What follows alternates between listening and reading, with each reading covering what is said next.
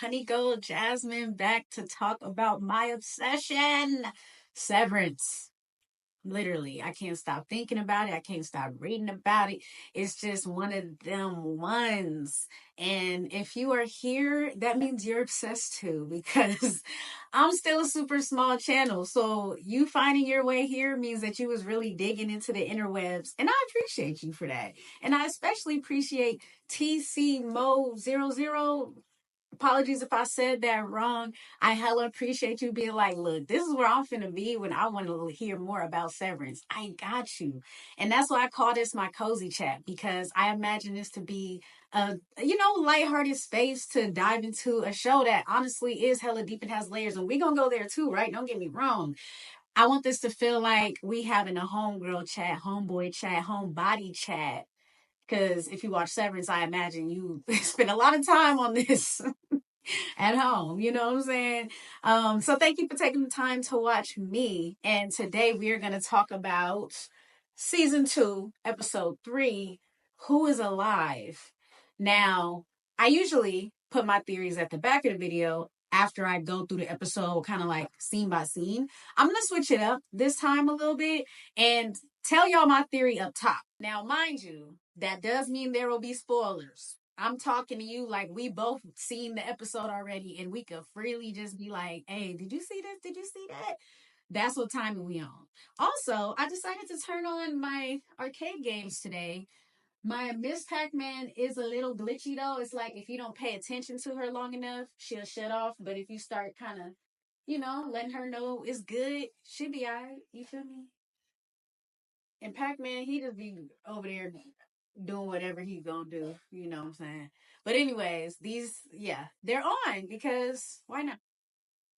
Let me tell y'all what the heck I think is going on with Severance, Kier, MDR. Just a quick snapshot, okay? Lumen is some big corporation that's based on like religious ideas. So kind of crossing those, blurring those lines, right? What you choose to live by, what your spirit is led by, versus what you just simply may need to do to survive, right? Which may not be necessarily what you believe, right? They blur those lines, and somehow some event happened in the world that changed the trajectory of Lumen being able to own a lot of things, water, products, things like that, which I think is the things that they may be producing on this severed floor within like O&D and things like that. They're not only controlling people when it comes to work, I think they're able to, through the MDR department, sense somehow the emotions that people may have, whether it be frolic or, all the four things that I don't know off the top of my head, but y'all gonna tell me, right? All right. Or I might even put them up on the screen. I got you. But basically feeling those things that Kier has pointed out to be these negative feelings or unnecessary emotions to a person that's trying to be pure, right?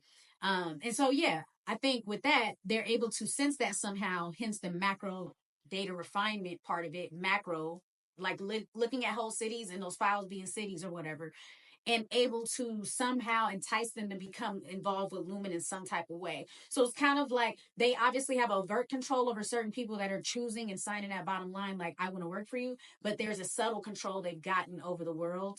And they don't necessarily want that part of it to be known because they still want some people to maybe think they have free will and they're doing these things because they want to and not because they drink some like Lumen water or heard a Lumen commercial and coincidentally met somebody right after that, like was introducing them to Lumen and working there and stuff like that, like kind of being able to really see and surveil people, I think is the point. And I also think that they're trying to create new worlds possibly under Lumen. And they may need specific people to finish files because and here's my thing. I think all their files are important. I think that they're all equally important to be appreciated. But I think that there's also this element of like Mark being chosen or handpicked by Helena because within Kier's philosophy, he it's weird. He demonizes certain positive emotions and whatnot, but it's like he highlights his connection with his wife and meeting her at work. So maybe with Helena being like a kind of pastor's kid, she can only find love this one way, right? And that's not typical of like a CEO. This is deeper than them just being a CEO of a company. This is an actual like cult, and they just kind of cover it up with those titles. But she can only find love a certain way, just like how cults kind of set people up and set them up for abuse and all these different things. And now they end up in a situation where they're married to a person they never loved, or they're married young, and it's just like a lot of different weird shit. So I think this is one of those things where like maybe she liked Mark, and Gemma, who I think was a whistleblower, that's the other part of my theory, was kind of getting too close, and she was trying to orchestrate kind of like a certain life for herself. And Mark was a part of that. And maybe her trying to help Mark, because I do think it's Helena down there, not Helly. Let me just put that out there. Her trying to find Gemma with Mark, I think is her attempt to finally find her and be like, look, she ain't even who you thought she was. So you might as well come over here, baby. You feel me? Editing Jazz here to add one more very important aspect to my theory, and that is to do with the revolving. I think the revolving means that they really only cycle through that first generation of Lumen CEOs, and Helly is up next and possibly will be murdered. And Jane may be a current reincarnation of Kier. I don't know who's going to be Ambrose, but that's my current theory. That pretty much lays out my theory for the general main parts of the stories and like the main characters. Now, each character I have theories for what they represent and what they're going to do or what they're doing. But right now, I'm gonna leave it at that. And let's just get into this new episode 3. I thought it was pretty dope that the end credits of episode 2 faded out into white, and then the episode 3 opened up with a sea of white when it came to the snow that was covering the highway that Miss Cobell was on, sleep in her car. Now, I get it. I mean, this woman is battling back and forth. Is she Miss Selvig? Is she Cobell? Like, which one, right? Or is she Charlotte? I mean, Charlotte, I guess, is the mother. That's what people are saying. That's what the streets is saying. Let me know. But there's an obvious turmoil she's going through, and something about this connection to the breathing tube. Maybe she's thinking she can bring people back through Severance, is causing her to kind of go back and forth. Should she leave and drive hella far to this town that's like about 4 or 5 hours away? I Googled it. It was like 238 miles or something like that. Or does she turn back and deal with Lumen and all the BS that they've been putting her through? You know what I'm saying? She just was trying to work. She was just trying to be like a boss lady in these streets. So, yeah. I didn't know what the heck Mark was doing when he was counting down how long it took from him to get to the parking lot to the elevator, but I appreciated his initiative because that's the most pep in his step I done seen Audi Mark be this whole season. But I ain't gonna hold you. I definitely felt like something bad was about to happen because the way that that security guard looked at him and just stalled that extra little second, it just felt like, it's something here. It's something here. And if you've seen it, you know what I'm talking about. Eventually, we do find out why he had that specific idea. I wonder how. So we see Mark now taking the lead on finding Miss Casey, like actually printing out flyers. But everybody has hesitations for their own reasons, right? When it comes to Dylan, like he's being promised this visitation suite. He's being promised that if he keeps quiet and doesn't tell the team, he'll be able to get this opportunity to meet his wife, his actual Audi wife. You feel me? All Dylan wants is a family and to be loved. So Milchick is praying on that. And Irving doesn't want to go to O&D because, grieving Bert in combination with now knowing that Bert is with somebody else for real. Yeah, it's tough. It's tough. And Helly is really Helena. So, of course, she going to have that hesitation that I think only Helena has because Helly was like, what's up? What do we do here? Y'all just going to sit here and let this happen? Especially when she sat up there and asked, are you sure they're going to let us roam around? Nah, that's not a question that Helly would have asked. I just can't buy it. I just can't. So she was hella affectionate with Irv in this scene. I feel like Irv has been really clocking her this whole time. Like, okay, he real intuitive, and I think that he's picking up on it. He's seeing what we see. I feel sorry for Annie Mark. I feel like for him to say, if they don't know we're doing it, how can they punish us? They know you're doing it. Lumen is listening. There's double meanings in everything they say at Lumen. You're sitting up here saying, Lumen is listening, as in, oh my gosh, we heard you. We're taking in all your complaints and concerns. No, they're quite literally telling you, hey, we listening. Chill, get your file done. We ain't trying to do too much, but we definitely need that file done. So by any means. And I see the only way I can rationalize this is they're quite literally breeding Mark to be the leader of this Lumen revolution and engaging and like allowing him to fan the flames of this uprising that he's trying to convince people to go on to find Miss Casey. Yes, it's starting with Miss Casey, but again, Kier is always emphasizing his wife and these different things, and that to me is saying this is something I want you to know. If Kier's putting in your face, it's something they want you to know. Him being motivated by Miss Casey is, I think, damn near just what they wanted, but maybe they didn't expect it to be Miss Casey. Maybe this person was supposed to be Helly, and they trying to swerve on that and make it go back to how it was supposed to be. So, just a theory. Helly would have went in for that kiss, y'all. She would have been forward with it. Helena just standing there like, pick me, yeah. Like, nah, that I can't accept it. Let's talk about it. Milchick is not filling these balloons in the hallway. He's like, do I have to do everything around here? Y'all be running up and down these hallways and y'all couldn't put it away? You know? He just be trying to work. On a more serious note, though, can we talk about this acting with Milchick and Natalie? Like, oh my gosh, the multiple layers of this. Like, where do we even get started? I was honestly surprised that Milchick reacted in this way. But this to me is showing, damn, okay, he had got to a point where he was like, I'm one of y'all. You feel me? I'm up in this thing. I'm running the severed floor. But I think these pictures was definitely meant to undermine that feeling. Like, you're not even getting authentic Kier pictures because we're going to put ourselves in the image of you, but it's like a pandering thing, right? It's like he just likes Kier for Kier and maybe whatever represents for him, but to feel like, damn, you can only really relate to me if you do something that's culturally disrespectful to me, that has a whole history, and that ignorance of like what that may feel like, I think woke him up a little bit, little teeny incy bitty bit.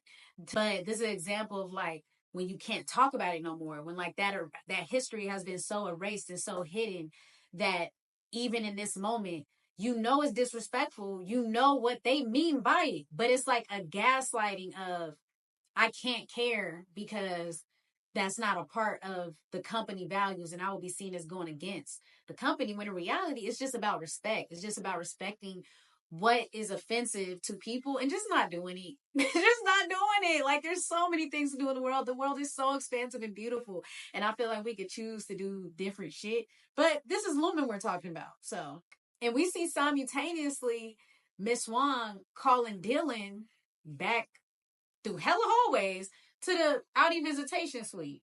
The same security room that we saw in season 1 where he did the overtime contingency. So he's like, did I do something wrong? Honestly, they're trying to reprogram him and make the security room be something that's it's like a threat, right? Like, you tried to make this the place that you're finding your freedom and seeing what's outside. Now we're bringing the outside to you. But don't go no further than this. This is the extent of what you're going to get unless you reintegrate. Maybe all this is a ploy to see if any wants to reintegrate somehow. Who knows? Now, this don't look nothing like those blueprints. I'm questioning though, how did Gretchen get down there? Did they lead her down all these halls, or do they have some sort of back entrance where they can shuffle in employees that do not work on the severed floor? Again, I'm feeling like his wife unlocks a lot of keys. Literally, right? We see later in the episode that she might be a security guard at Lumen. And why is she okay with this? And how did she get down here? And I don't know. None of this freaked her out, or did she already get a pep talk of being told that she shouldn't talk about it? His wife, to me, is also more than meets the eye. This scene with the goat people, though. Oh my god. For the life of me, I cannot figure out the goats. Can y'all please chat? What's y'all theories about the goats? They saying it's not cloning. To me, maybe they're trying to see if they can nurture animals and mammals, if you will, mammals nurturable underground, and them building Kier's house underground, and maybe down deeper on the testing floor and all the other floors. We don't know how many floors or departments are at Lumen. There is some type of underground world where people are living integrated and they're able to control the weather and just control a lot of stuff. I don't know. Okay. I have no idea what the goats are about. But the other thing that stuck out to me was the miniature barn that was in that first room that they went in. That's what makes me think, is this all just a prototype to trying to see if things can sustain themselves in another environment? Because these goats are obviously never getting outside. The only grass they're seeing is that sun. Maybe there's something about the lighting that gives them the same type of nutrients, or in the milk they got vitamin D or something. But to me, they're maybe trying to see if they can sustain life underground, and goats just so happen to be the animal of choice, so there may not be necessarily an extra meaning to the goats, other than that's just the animal they chose to see if this could work. Maybe. With Mark, he is very adamant about them telling him information about Miss Casey. He's very bad to me at reading the room, but he did end up breaking through to them and getting them to have mercy on him and let him go, whatever. Yeah, this is a very interesting case, because it makes me wonder, are these people that also go outside? Now, I saw some people speculating on, like, how are they going home smelling like goats? Well, I mean, if you apply to Lumen for an agricultural job and you think that you're going to work to maybe grow crops or whatever within the Lumen space or whatever, you may not think twice about going home smelling like the thing that they told you you're going to do, but you may not know the gravity of the conditions in which you're doing it, which definitely is the case here. Like, they look like they was beaten down. It was a whole 180 from what we see in MDR, all put together, and making sure that all the files are organized, like things are organized all around. And that's not what we got within this department. Irving and Felicia, I love their connection. However, I feel like her name is setting us up to be able to eventually say bye, Felicia. Like, I kind of don't like that. Like, are we gonna say bye to Felicia? I want to circle back actually to the goat scene and highlight the fact that Miss Casey used to do wellness checks with them as well. So what really was Miss Casey's role, and why haven't they replaced Miss Casey? They're keen on replacing Miss Cobell, but Miss Casey's role is just whatever. Even to the point that the Mammals Nurturable department has already shunned any sort of wellness anything, maybe as a defense mechanism of, like, we ain't gonna talk to nobody that's outside this department. Why haven't they replaced Miss Casey? Does Lumen have control over the TV programming as well? Because this TV show that Dylan's son is watching has somebody that is being scanned, like x-rayed, and you see something in their brain, and a doctor sort of signaling to it.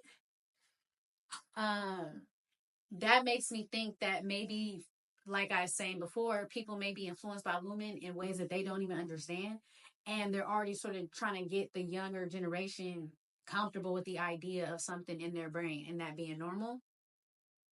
I don't know. Just a nice, could also just be a nice little nugget that they decided to throw up in there. Can we talk about Rickon and Natalie? Two characters that I can't stand in the same scene, in the way that she was just fawning over Rickon and Rickon's just eating it all up. To me, Rickon plays this aloof part a little too good, but I think that we are dealing with somebody that's possibly severed, reintegrated, and has some sort of awareness on him needing to write that book for a reason. Maybe he didn't know the reason, but obviously, in my opinion, it was planted very intentionally and meant to be a catalyst to Mark developing this revolutionary spirit. And Mark's most likely been the target for a minute, and Devin sort of included as a byproduct of that. I still feel not all the way convinced of Devin's innocence, not only because the Persephone line of her being possibly somebody that has a double life or some unawareness of this other side of herself, but also, what can be seen as sort of good at first. Like, yeah, okay, she's helping her brother create the light that might get him a message to his any. It's interesting that she was just so eager to help him with something that the computers told him to do, as we eventually heard Dr. Ragavi say.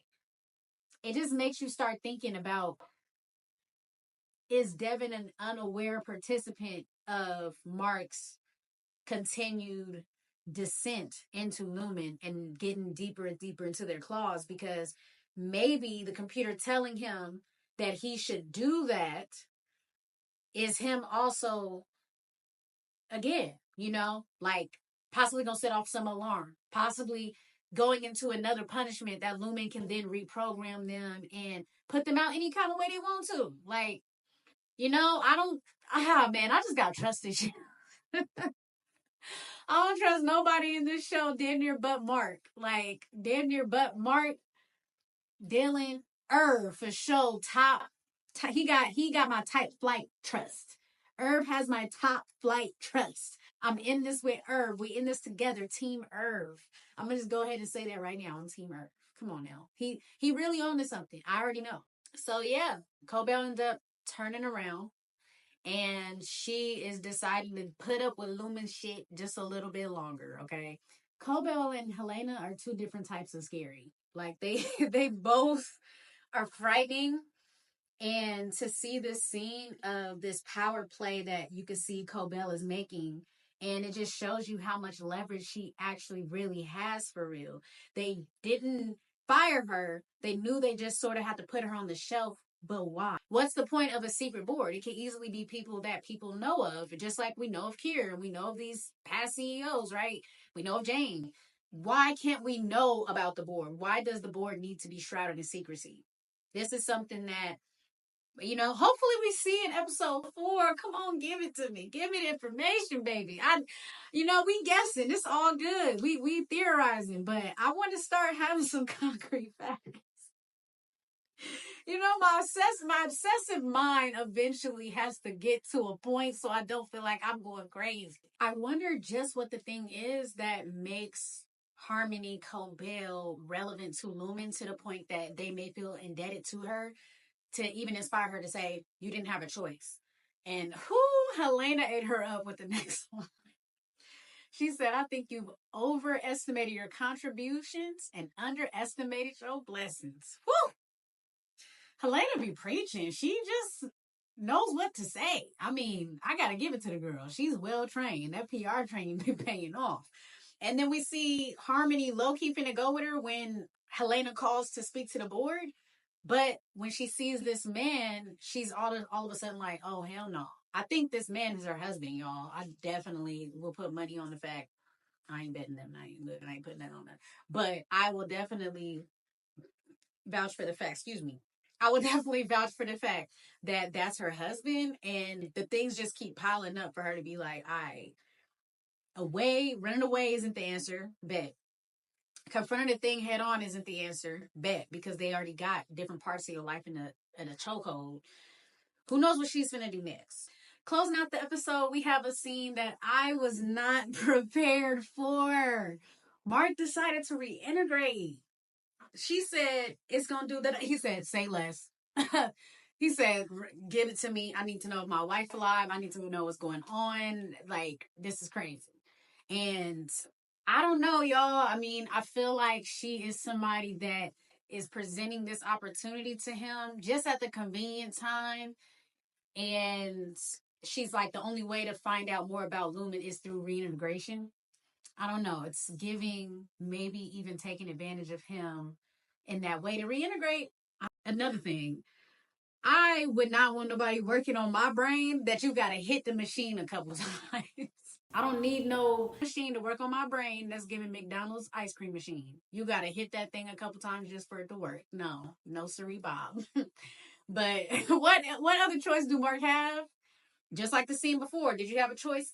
They did have a choice. Everybody has a choice. He had a choice not to reintegrate. I mean, he's real trusting. I think just like any Mark, they're both real trusting of people that they may have to ask more questions about. So we're gonna see what looming day one of reintegration looks like. Hopefully in the next episode. I want to hear about y'all's theories. I want to hear what y'all thought about this episode. Do you think that Gemma is alive for real? Is she in a coma? Did she ever not die? Would love to just hear whatever comes across your mind. That's been it. I'm Honey Gold Jasmine. Peace out to the innies and the outies.